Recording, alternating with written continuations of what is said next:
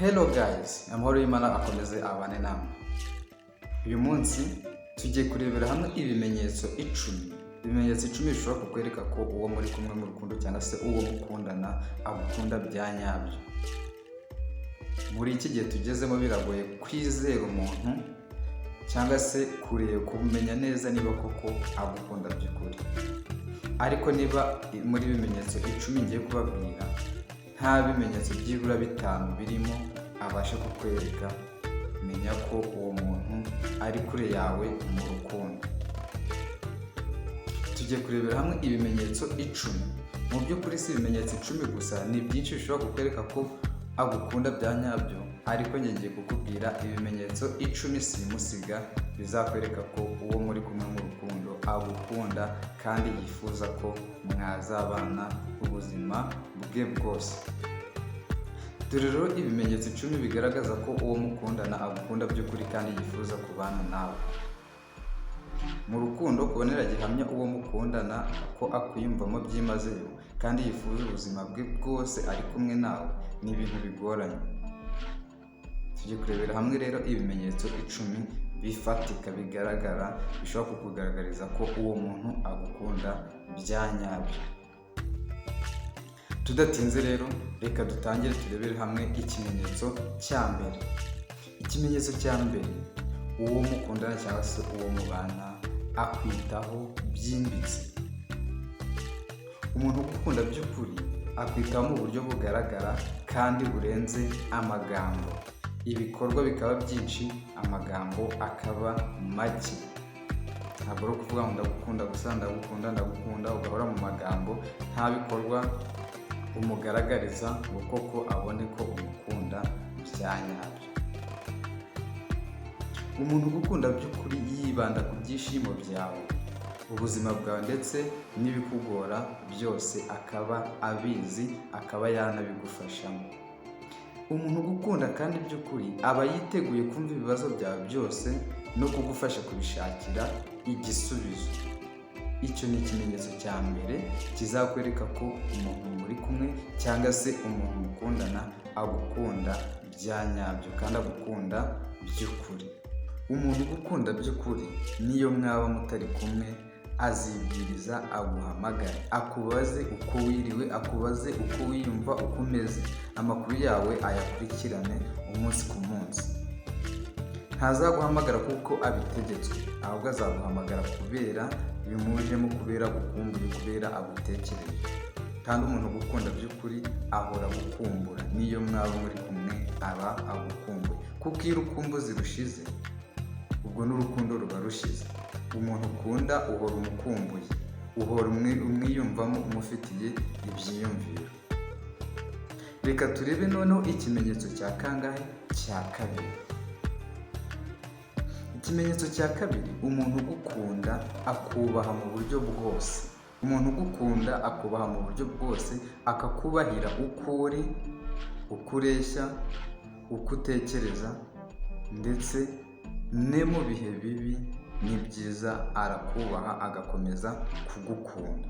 Umuntu ugukunda by'ukuri ntabwo ari wa muntu ugukunda mu byiza wagera mu bibi akagutererana. Mu rukundo hagaragaramo icyo bita kubahana. Umuntu ugukunda yirinda amagambo cyangwa se ibikorwa bishobora kukubangamira ndetse n'imyitwarire ishobora kugutera agahinda. Umuntu ugukunda arigengesera kugira ngo ataza kukubabaza. Aba yiteguye gukomeza kubaka umubano ushingiye ku gaciro kanyu mwembi, kawe nawe. Urukundo rwanyu akarwubaha, nawe akakubaha byimazeyo. Icyo ni ikimenyetso cya kabiri kikwereka ko uwo mukundana cyangwa se uwo muri kumwe afite inyota yo kubana nawe cyangwa se kugukunda ubuzima bwe bwose kandi akagukunda akazi, akubaha mu buryo bwose uko waba uri kose. Kandi mu rukundo ikintu cya mbere ni ukubahana no kwizerana. Iyo ibyo bitajemo urwo rukundo ruba rwagize rute? Rwasenyutse burundu. Ikimenyetso cya gatatu rero kizakwereka ko uwo mukundana cyangwa se uwo muri kumwe mu rukundo yifuza kuzabana nawe cyangwa se agukunda by'ukuri ashyira imbere urukundo rwanyu mwembi mu bitekerezo bye. Ashyira urukundo rwanyu mwembi mu bitekerezo bye bya buri munsi. Iyo umuntu ugukunda by'ukuri yibanda ku gushyira mu byemezo bye afata urukundo rwanyu, haba ku birebana n'ahazaza cyangwa se mu buzima bwa buri munsi. Ibi bigaragaza ko abona ejo hazaza he muri wowe. Ibi bizagaragaza ko ejo hazaza he ahabonera muri wowe. Niyo mpamvu ashyira urukundo rwawe nawe mu bitekerezo bye bya buri munsi, mu mipango ye y'ubuzima bwe bwose agashyiramo na rwa rukundo rwawe nawe.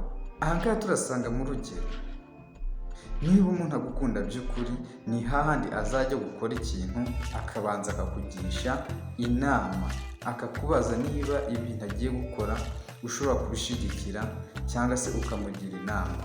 Nk'iyo agiye guhitamo akazi cyangwa se gahunda yo kwimukira ahandi, arabanza akakugisha inama ati ese aka kazi ngiye gukora urakabona ute? Ese ko ngiye kwimuka muri karitsiye nkajya mu yindi, byo urabyumva? Ntabwo uri wa muntu uguhamagara akakubwira ati ese wari uzi ko nimutse kandi nabaga narahavuye? Ese wari uzi ko ka kazi nakoraga nakaretse ndi mu kandi kazi? Oya, ahubwo akugisha inama mbere y'uko afata umwanzuro. Ikindi kimenyetso cya kane rero, umuntu ugukunda by'ukuri ukwifuriza kubana nawe, yerekana ibyiyumviro bye mu buryo bugaragara, akakwereka uburyo akwiyumvamo mu buryo bukugaragarira apana mu ibanga. Niba agukunda by'ukuri azabikugaragariza nta gushidikanya. Umuntu ugukunda ntabura kugaragaza amarangamutima ye. Aba yifuza ko umenya ko wowe ubwawe ufite agaciro gakomeye mu buzima bwe. Aba akwereka ko urugero agufataho rurenze, atakigufata nk'abandi basanzwe.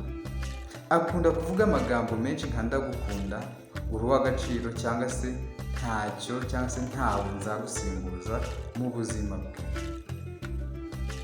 Ariko tutibagije ko ayo magambo hari n'abantu bayavuga bashaka kuducurika, bashaka kutubeshya, kutwifatira uko bashaka.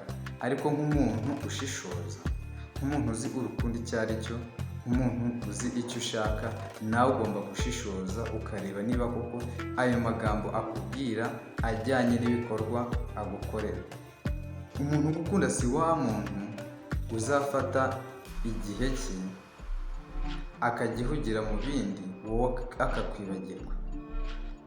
Umuntu ugukunda si wa wundi uzaguhamagara rimwe mu kwezi cyangwa se rimwe mu cyumweru. Si wa muntu uzakubaza amakuru yawe ari uko wamwihamagariye. Ahubwo buri gihe aba yifuza kumenya amakuru yawe umunsi ku munsi, isaha ku isaha. Reka turebe noneho ikimenyetso cya kangahe? Cya gatanu. Ikimenyetso cya gatanu kiza kugaragariza ko uwo mukundana cyangwa se uwo muri kumwe mu rukundo yifuza urukundo rurambye ruzabageza mu kubaka umuryango. Uwo muntu ugukunda agera ku cyo yagusezeranyije, asoza isezerano yakugiriye.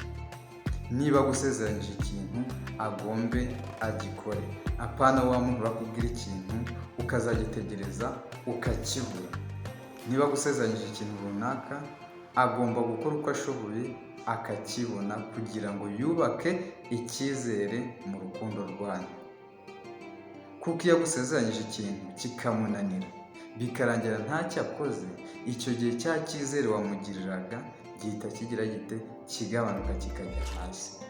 Ni byiza kandi ni ngombwa ko dusezeranya abakunzi bacu ibyo tuzabasha kugeraho, atari kumwemerera ibintu ngo abitegereze abibure. Icyizere cyawe ahita agitakaza. Kandi icyo gihe ubutaha niwongera kumusezeranya ikintu kandi ugifitiye ubushobozi noneho uzakigeraho, kubera ubushize wamubeshye, nanone azabifata nk'ikinyoma. Niyo mpamvu umuntu ugukunda cyangwa se umuntu ukunda ugomba kumusezeranya ikintu ubona uzashobora. Niba agusezeranyije ikintu ukabona kigezeho, menya ko uwo muntu agukunda. Muri make, umuntu ugukunda imvugo ye niyo ngiro mu rukundo. Umuntu ugukunda akora uko ashoboye ngo ibyo avuze bijye mu bikorwa. Ibi bigaragaza ko yizewe kandi ko waba umufasha mwiza mu rugendo rw'urukundo cyangwa se mu rugendo rw'ubuzima rwanyu. Iyo avuze ko agusura cyangwa se azagufasha ku kintu runaka, agomba kubikora, akabikora nk'itegeko. Icyo cyari ikimenyetso cya kangahe? Cya gatanu. Reka noneho turebe ikimenyetso cya gatandatu. Ikimenyetso cya gatandatu ni iki? Ikimenyetso cya gatandatu kizakwereka ko uwo mukundana cyangwa se uwo muri kumwe mu rukundo agukunda by'ukuri. Azakwishimira uko uri, azaterwa ishema n'uko uri n'uko ugaragara. Muri uko kunyurwa n'uko uri, muri uko kukwishimira n'uko uri, umuntu ugukunda bya nyabyo ntazigera agerageza kuguhindura ngo ube uko utari. Ntazigera agerageza kugushora mu nzira mbi, ahubwo azishimira uko ugaragara. Niba uri mu nzira mbi, agushyire mu nzira nziza, ariko umubano wanyu ukomeze ujye ahagaragara. Ugukunda by'ukuri aguha umwanya wo kuba uwo uri we, kandi agushima bigaragara, akagushima no mu bandi. Ntanyuranya n'imyifatire cyangwa se ibitekerezo byawe, ahubwo aguha inama nziza y'uburyo mwateza imbere imibanire yawe nawe, umubano wawe nawe, akawuha agaciro, akakwereka inzira ya nyayo, akagukunda, akagukundwakaza. Icyo kimenyetso cya gatandatu, azakwishimira ukuri. Nimuba muri no gutemberana, azatera intambwe rwose yishimye, agufata agatoki mu bandi mugende mucakara, adatewe ipfunwe nawe. Ni wa muntu uzishimira kuba ari kumwe nawe ahantu aho ari hose muri kumwe. Hari abantu bakundana banahurirane mu nzira, ugasanga ne gusuhuzanya birananiranye.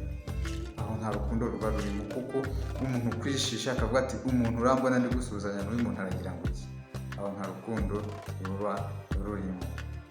Reka noneho turebe ikimenyetso cya karindwi. Ikimenyetso cya karindwi rero kizakugaragariza ko uwo mukundana cyangwa se uwo muri kumwe mu rukundo agukunda bya nyabyo. Icyo kimenyetso nta kindi, uwo muntu ugukunda bya nyabyo agira umuco wo kwihangana no kwigengesera. Agira umuco wo kwihangana no kwigengesera. Yigengesera aterera, aba yigengesera kugira ngo ataza kugira impamvu ituma ubabara, bityo umubano wawe nawe ukazamo agatotsi, ukaba wasenyuka burundu. Yigengesera kuri buri kimwe cyose akora, yigengesera muri buri kimwe cyose akubwira, akakubwira amagambo meza, aguhumuriza, aguha n'icyizere. Urukundo rw'ukuri rurangwa no kwihangana.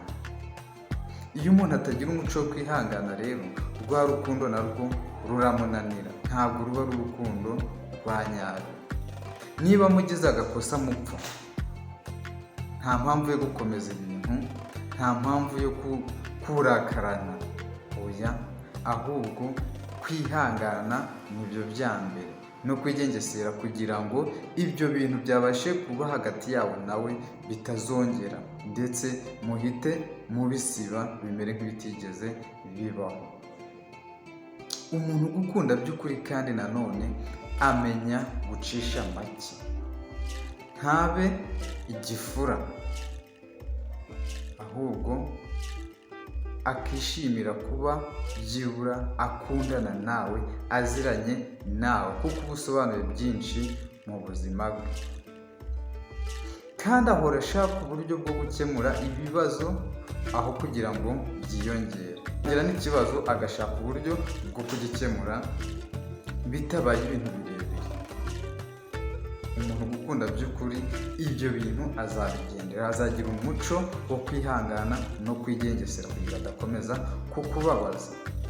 Iyo mwagize amakimbirane, ahora ashaka kuganira aho gutuma ikibazo gikura, agashaka uburyo ayo makimbirane ashobora kuvaho, mukiyunga, mukongera mugakundana, mugaseka. Reka none tunyarukire tujye ku kimenyetso cya munani. Ariko mbere y'uko tureba ikimenyetso cya munani, wowe unkurikiranye, wowe turi kumwe, wowe ureba iyi video ukaba utarakora subscribe, ndakwibutsa kandi ndagusaba gukora subscribe. Aho hasi handitse subscribe, warangiza ugafungura inzogera. Like yawe na comment ni ingenzi, kandi wumva ntacyo bigutwaye, wumva ntacyo biguhombyaho, ugakora na share, abandi nabo bakabasha kumenya ibi bimenyetso 10 bizakugaragariza ko uwo mukundanye agukunda bya nyabyo. Subscribe yawe ni inkunga ikomeye cyane, kureba iyi video yose ukayirangiza nabyo ni inkunga ikomeye cyane. Ikimenyetso cya munani, uwo mukundana ashyira imbere gahunda zo kubaka ahazaza hawe nawe. Muri gahunda ze ntabwo yishyiramo wenyine, nawe agushyiramo, kuko ahazaza he hazaba hafatanye n'ahawe. Ikindi kandi, umuntu ugukunda bya nyabyo, umuntu ugukunda byimazeyo, ahora yifuza kuba ku buzima bw'igihe kirekire hamwe nawe. Ahora yumvikanisha ko ejo heza hanyu harenze umubano w'igihe gito, akakwereka ko cyangwa se akakumvisa ko ejo hazaza hanyu hagomba kuzaramba. Ahora akubwira gahunda z'ubukwe, kubaka urugo cyangwa se gutekereza ku mishinga mufatanya mu buzima, cyangwa se muzafatanya mu buzima bwanyu. Ikimenyetso cya 9 gishyira icya nyuma, umuntu ugukunda by'ukuri cyangwa se umuntu mukundana bya nyabyo yerekana ubushake bwo kugushyigikira mu bihe byose, haba mu bihe byiza cyangwa se ibihe bibi. Ahora kwereka ko yiteguye kugushyigikira. Urukundo rw'ukuri ntirureberera, kandi urukundo rw'ukuri ntirugendera ku bandi. Urukundo rw'ukuri ni urukundo ruzamo umuntu atari uko yabibonye ahandi. Umuntu ugukunda yiteguye kugushyigikira, haba mu byiza cyangwa se mu bibi. Ntabwo utekereza gusa ku nyungu ze bwite, ahubwo atekereza ku nyungu zawe nawe. Icyo ni ikimenyetso cya 9. Iyo uri mu bihe bigoye, akwitaho birenze uko yakwitaga mu bihe byiza, kandi akakwereka ko atazigera agutererana. Icyo gihe umuntu ugukunda by'ukuri, iyo ugeze mu bihe bigoye, mu bihe bikomeye, ntiyita ku gihombo ari guhura nabyo, ahubwo yita kuri wowe, kuko akubuze cyaba ari cyo gihombo gikomeye yaba ahuye nacyo. Noneho ikimenyetso cya 10, ikimenyetso cya 10 aricyo kimenyetso cya nyuma tugiye kurebera hano. Umuntu ugukunda by'ukuri ashyira ahagaragara imiryango ndetse n'inshuti ze. Akwereka imiryango, akakwereka inshuti ze, akabasha kugupresenta hose muri bagenzi be. Ntabwo uhisha iwabo, ntabwo uhisha bagenzi be, ahubwo anezezwa kandi agahora yifuza ko wamenyana nabo. Icyo gihe uwo muhungu cyangwa se uwo mukobwa nakwerekana mu muryango, akagupresenta ku nshuti ze, nta gushidikanya uwo muntu aragukunda kandi yifuza kuzabana nawe ubuzima bwe bwose. Umuntu ugukunda by'ukuri ahora ashaka ko ubuzima bwawe buhurira hamwe n'ubwe mu buryo bwuzuye. Aba yishimira kuguhuza n'inshuti ze ndetse n'imiryango ye, akwereka ko cyangwa se akwerekana muri bo ko uri inshuti ye bya nyabyo, uri umukunzi we bya nyabyo, kandi uri umuntu w'ingenzi mu buzima bwe. Akunda kugutumira mu birori by'umuryango cyangwa se kwerekana ko ufite umwanya ukomeye mu buzima bwe bwose. Hari inshuti ugira cyangwa se umukunzi ugira, bakazagira ikirori ukabimenya ubibwiwe n'abandi bantu ku ruhande. uwo muntu nta rukundo aba agufitiye, ahubwo umuntu bagira ikirori akagutumira mu bantu akagusaba ko wahagera, uwo muntu aba agukunda bya nyabyo. Ikindi kandi urukundo rw'ukuri rugeragezwa mu buryo umuntu yitwara mu bihe byiza ndetse n'ibihe bigoye, mu bihe bikomeye. Niba uwo mukundana agaragaza ibimenyetso biragaragara ko agukunda bya nyabyo, agukunda byimazeyo kandi yifuza kubakana nawe ubuzima burambye. Gusa kandi ni ingenzi kugumana umubano urambye ushingiye ku biganiro, kubahana no gushyigikirana kugira ngo urukundo rwanyu rwuzure rube urukundo rw'umwimerere. Ibyo byari ibimenyetso 10 tumaze kurebera hamwe bigaragaza ko umuntu agukunda by'ukuri, ko umuntu agukunda bya nyabyo. Niba muri ibi bimenyetso byose umuntu mukundana ntabyo akugaragariza, menya ko urwo rukundo ari urukundo rw'agahararo. Fata umwanzuro ushaka urukundo ruzima. Ikindi kandi ukwiye kumenya ni uko urukundo rutingingwa. Nta mpamvu yo kwingingira umuntu kugukunda cyangwa se kumuhora iruhande umwinginga umwereka ko umukunda kandi we adashaka kugukunda. Shaka urukundo ruzima, ntabwo uzarubura. Aho kugira ngo wirirwe wihambira ku muntu anabigusuzugurira, fata umwanzuro. Ndabakunda cyane rero, muri abantu b'abagabo, abantu mwese twabanye kuva iyi video itangiye kugera nonaha irangiye. Ubu utarakora subscribe, ndagusaba gukora subscribe aho hasi handitse subscribe, ugafungura inzogera kuri YouTube yitwa Kunkombe TV, tukajya dukomeza kwibanira. Amahoro y'Imana akomeze abane nawe. Njye mwari kumwe n'Nshimiyimana Ansel, tuzahura muri video itaha. Ndabakunda cyane.